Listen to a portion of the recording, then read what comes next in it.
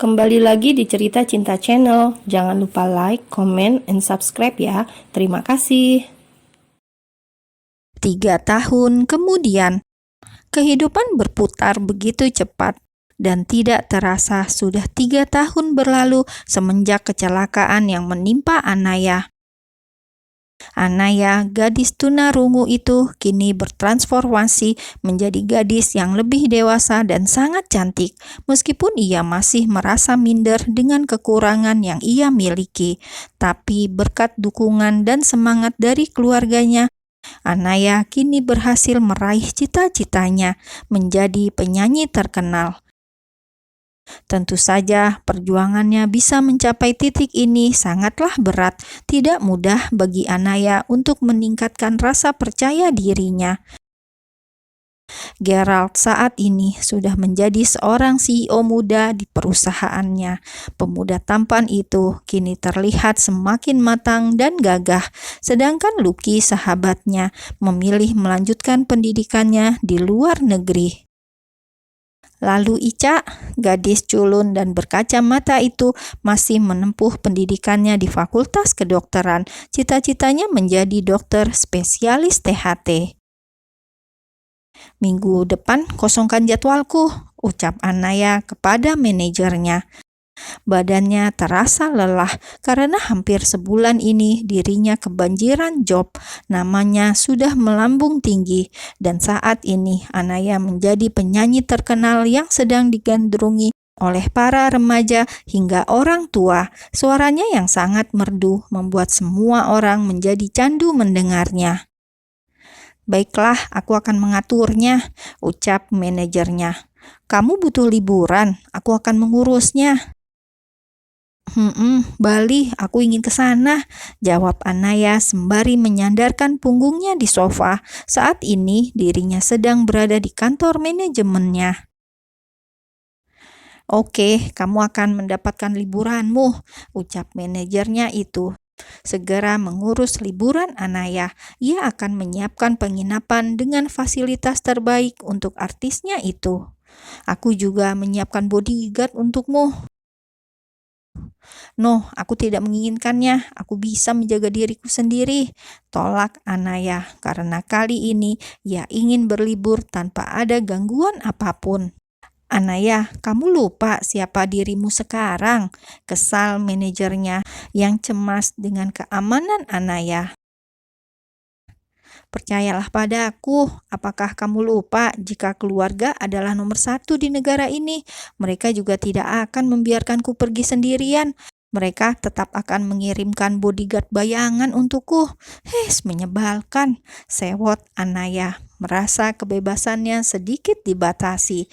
Namun ia sadar jika yang dilakukan keluarganya demi kebaikannya sendiri. "Baiklah, aku merasa prihatin dengan hidupmu," ucap manajernya sambil tersenyum meringis. Dasar sialan," umpat Anaya. Ica saat ini sedang menonton televisi di rumahnya. Hari libur ia manfaatkan untuk bermalas-malasan.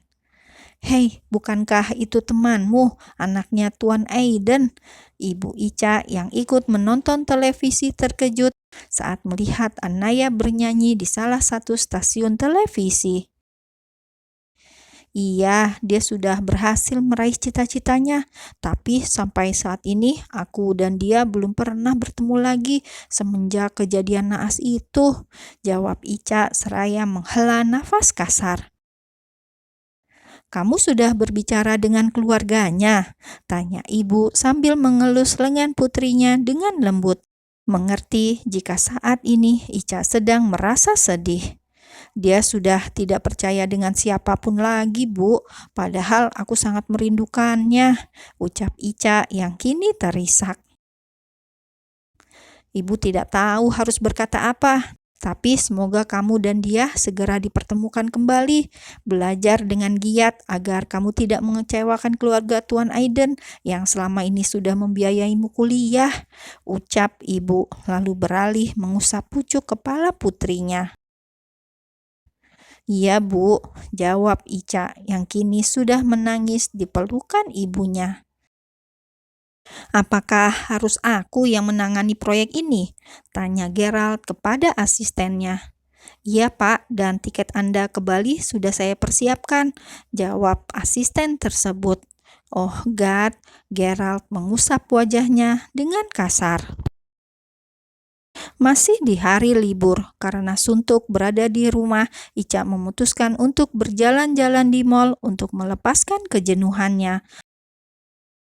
Dan disinilah dia saat ini berada di salah satu toko pakaian wanita yang ada di mall tersebut. Ica memilih pakaian di stand hanger.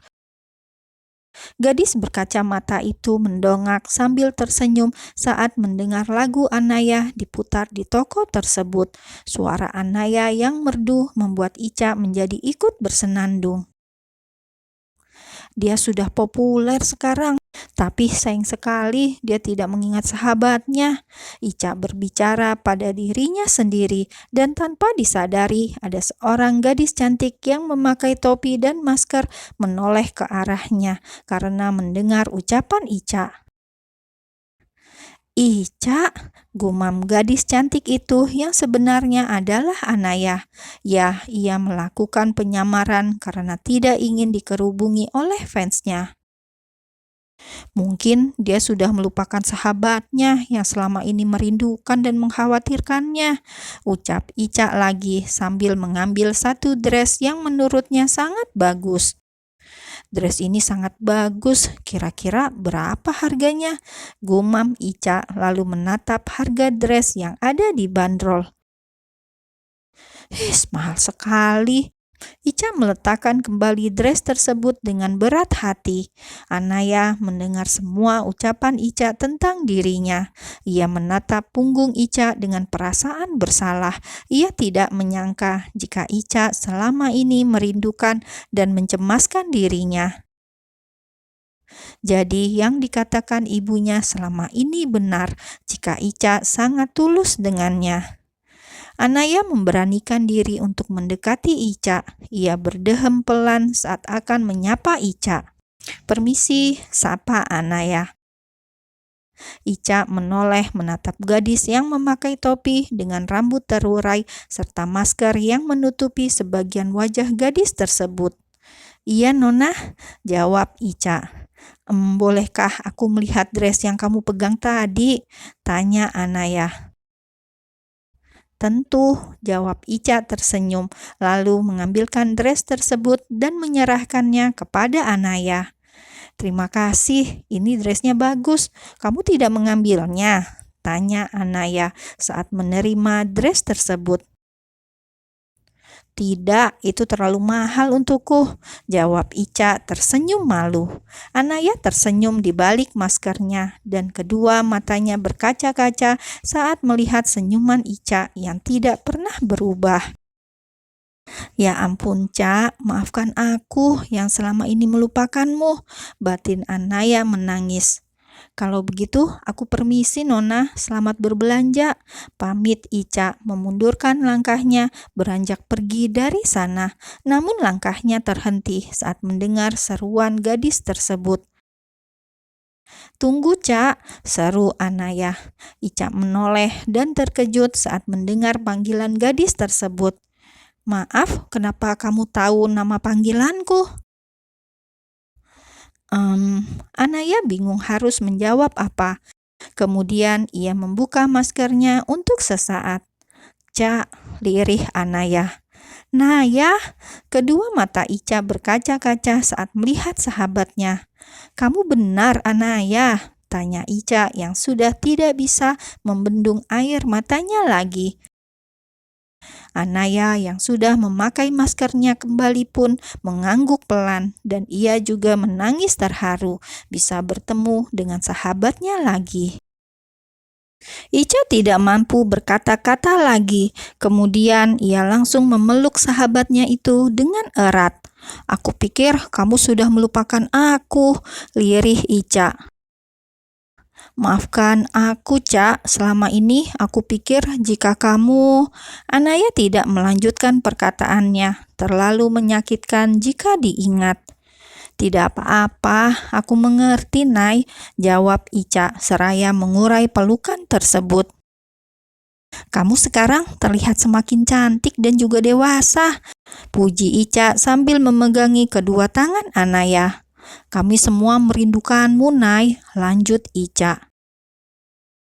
Kami, Beo Anaya, Ica mengangguk. Gerald dan Lucky, kamu tidak melupakan mereka kan? Tanya Ica. Oh, tentu saja tidak. Anaya kembali menangis terharu karena masih ada sahabat yang tulus dan menerima dirinya apa adanya. Selama ini kami sangat mencemaskan dan merindukanmu, Nay, ucap Ica. Maafkan aku, Ca, maafkan aku, ucap Anaya penuh sesal. Sebagai permintaan maafku, aku akan mentraktirmu berbelanja hari ini, lanjut Anaya dengan nada memohon. Kamu ingin menyuapku? Baiklah, aku akan menguras isi ATM-mu hari ini, jawab Ica lalu tertawa terbahak. Anaya ikut tertawa terbahak lalu mencubit gemas hidung Ica.